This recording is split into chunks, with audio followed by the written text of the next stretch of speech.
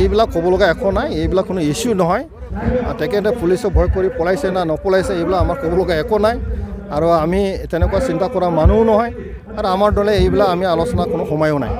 আমাৰ কথাটো হ'ল স্পষ্টভাৱে এই অঞ্চলৰ উন্নতি হ'ব লাগে, শান্তি থাকিব লাগিব, সকলোৱে আমি আগবাঢ়ি লৈ যাম। স্যাৰ আপনি কলে যে মেৰামতি না স্যাৰ ভেঞ্চাৰ বিলাকৰ অৱস্থা কি আছে বৰ্তমান এলপি আৰু এমই ভেঞ্চাৰ স্কুল এটা কথা স্পষ্ট আমি কৈ আহিছোঁ, ভেঞ্চাৰ স্কুলবিলাক প্ৰভিঞ্চিয়েলাইজ কৰিবৰ কাৰণে আমাৰ BTC চুক্তিত ইয়াৰ সন্নিৱিষ্ট কৰা হৈছে।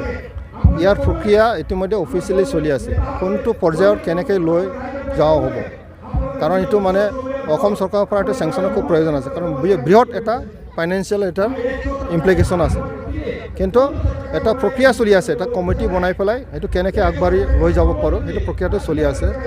মুঠতে আমাৰ যিটো দফাত চুক্তিৰ দফাত যিখিনি আছে সেইখিনি পূৰণ কৰিবৰ কাৰণে চৰকাৰে বদ্ধপৰিকৰ, আৰু BTC চৰকাৰ, অসম চৰকাৰ, ভাৰত চৰকাৰ ধুনীয়াভাৱে এটা ভাল সম্বন্ধত আছে, আলোচনা কৰি আছে, সময়ত সেইটো চব হৈ যাব।